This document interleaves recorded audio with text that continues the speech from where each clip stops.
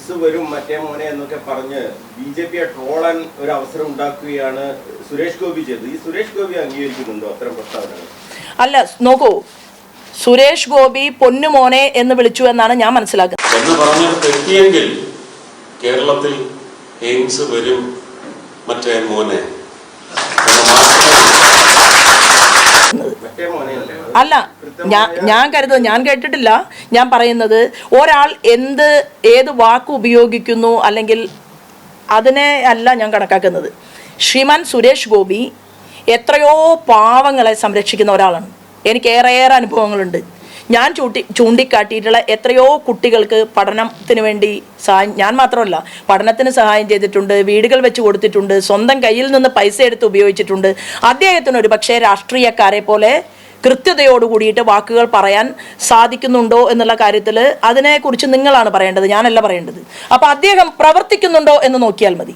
അദ്ദേഹം എന്താ പറഞ്ഞത്? ഞാൻ ടൂറിസത്തിൻ്റെ മന്ത്രിയാണ്, ടൂറിസം വകുപ്പ് കൈകാര്യം ചെയ്തുകൊണ്ട് ഞാൻ മുന്നോട്ട് പോകുമ്പോൾ ഏറ്റവും ടൂറിസത്തിന് സാധ്യതയുള്ള കേരളത്തിൻ്റെ വകുപ്പ് മന്ത്രി ഒരു കാര്യവും എന്നോട് ആവശ്യപ്പെടുന്നില്ല എന്നാണ് പറയുന്നത്. ആവശ്യപ്പെടേണ്ടതല്ലേ? ആവശ്യപ്പെട്ടുകൊണ്ട് ടൂറിസം സാധ്യതയ്ക്ക് വേണ്ടി ചെറുപ്പക്കാരനായ മന്ത്രിയാണ് നമുക്കുള്ളത്, നടക്കാൻ വയ്യാത്ത ആളല്ല. ആ ചെറുപ്പക്കാരനായിട്ടുള്ള ഒരു മിനിസ്റ്റർ കേന്ദ്രത്തിന്റെ സാധ്യതകളെ ഉപയോഗപ്പെടുത്തിക്കൊണ്ട് ടൂറിസം മേഖലയെ സുദൃഢമാക്കണ്ടേ? ആ ചോദ്യം ചോദിക്കുന്ന സുരേഷ് ഗോപിയെ അംഗീകരിക്കണ്ടേ? ഇപ്പൊ ടൂറിസം വകുപ്പ് കൈകാര്യം ചെയ്തുകൊണ്ട് അദ്ദേഹം പെട്രോളിയത്തിന്റെ മിനിസ്റ്ററുമാണ്. എന്നാൽ ആർക്കും അദ്ദേഹവുമായിട്ട് ചർച്ച ചെയ്യണ്ട എന്ന് താല്പര്യം എങ്ങനെയാണ് വന്നത്? ഭാരതീയ ജനതാ പാർട്ടിയുടെ നേതൃത്വത്തിലുള്ള NDAയുടെ മിനിസ്റ്റർ ആയതുകൊണ്ട്. ഇപ്പോൾ മറ്റൊരു മന്ത്രിയുണ്ട്, ശ്രീമാൻ ജോർജ് കുര്യൻ. ഇവിടെ എത്ര ബുദ്ധിമുട്ടുണ്ട്. ഇപ്പം ഞാൻ ഇരുന്ന് സംസാരിക്കുന്നത് കണ്ണൂരിലാണ്. ഞാൻ കഴിഞ്ഞ ദിവസം ആലപ്പുഴയിലായിരുന്നു.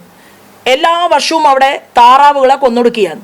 അപ്പം താറാവുകളെ കൊന്നൊടുക്കുന്നത് ഒരു നിസ്സാരമായ കാര്യമായിട്ടാണ് കേരളത്തിൻ്റെ വകുപ്പ് മന്ത്രിയുടെ തോന്നൽ ആണോ? ഒരു 10 താറാവുകളെ വളർത്തിക്കൊണ്ട് അതിൽ നിന്ന് ആ മുട്ട വിറ്റ് കിട്ടുന്ന പണത്തിൽ നിന്ന് വീട്ടിൽ കഞ്ഞി വെക്കുന്ന അമ്മമാരുള്ള നാടാണ് ആലപ്പുഴ, കേരളം. അങ്ങനെയുള്ള കേരളത്തിൽ എല്ലാ വർഷവും ഈ താറാവിനെ കൊലപ്പെടുത്തുന്നു. താറാവിന് രോഗമുണ്ടെന്ന് കണ്ടെത്തുന്നു. രോഗമുണ്ടെങ്കിൽ ആ രോഗത്തെ മാറ്റാനുള്ള പ്രതിരോധ മരുന്നെന്താ കണ്ടുപിടിക്കാത്തത്? നമുക്ക് സംവിധാനം വേണ്ടേ?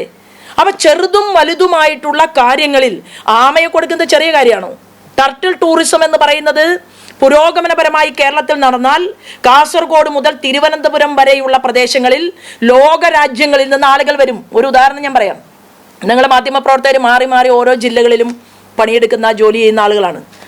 നിങ്ങൾ പാലക്കാട്, അതായത് പാലക്കാട് ടൗൺ കഴിഞ്ഞ് അങ്ങോട്ട് പോയാൽ പാടം, അതായത് നെൽവയൽ, വെറുതെ ഇട്ടിരിക്കുന്ന നെൽവയലിൽ ചില പ്രദേശത്ത് ആളുകൾ കുടിൽ കെട്ടിയിട്ടുണ്ട്.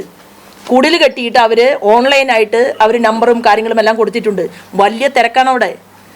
ആലത്തൂർ ഭാഗത്തുണ്ട്, നെന്മാറയിലുണ്ട്, അതുപോലെ തന്നെ കൊല്ലങ്കോടുണ്ട്. അവിടെ വന്ന് വൈകുന്നേരം കാറ്റ് കൊള്ളാൻ വേണ്ടിയിട്ട് ലോകരാജ്യങ്ങളിൽ നിന്നാണ് ആളുകൾ വരുന്നത്. അപ്പൊ ടൂറിസത്തിന്റെ സാധ്യതയെ ഉപയോഗപ്പെടുത്താൻ ആത്മീയ ടൂറിസം ആണെങ്കിലും നമുക്കറിയാം സാധിക്കുന്ന ഫാമിംഗ് ഇപ്പോൾ നഷ്ടമാണെന്ന് പറയുന്നുണ്ട് അല്ലേ? നെൽകൃഷി നഷ്ടമാണ്. എന്നാൽ പിന്നെ ചില പ്രദേശങ്ങളിലെങ്കിലും ഫാമിംഗ് ടൂറിസത്തെക്കുറിച്ച് നമുക്ക് ചിന്തിച്ചുകൂടെ? അഡ്വഞ്ചർ ടൂറിസം, ഇവിടെ ആളുകൾ വരുന്നുണ്ട്.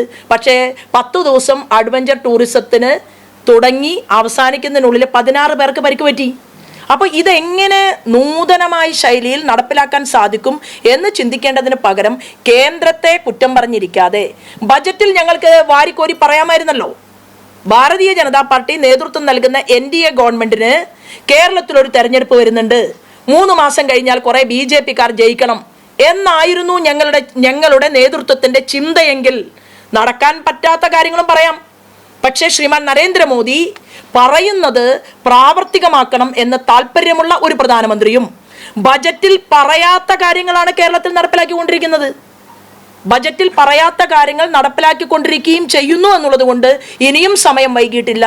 നമുക്ക് രാഷ്ട്രീയത്തിന് അതീതമായി പരിശ്രമം നടത്തണം എന്നാണ് ഈ വിഷയത്തെക്കുറിച്ച് എനിക്ക് പറയാനുള്ളത്.